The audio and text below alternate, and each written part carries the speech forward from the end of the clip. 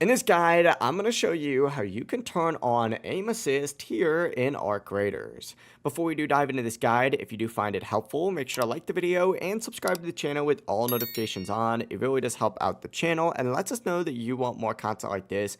We'd greatly appreciate it. And if at any point throughout this guide you do have any questions, just ask them down in the comment section below and we can help you out further. I'm going to be doing my best to reply to every single comment down there. This is super easy to do, so we're going to dive straight into this. First things first, go ahead and press start and open up your settings, or just navigate directly into your settings. And up at the very top, you're going to see a bunch of different tabs here. Go ahead and scroll all the way over to the right before legal, and select on that controller section.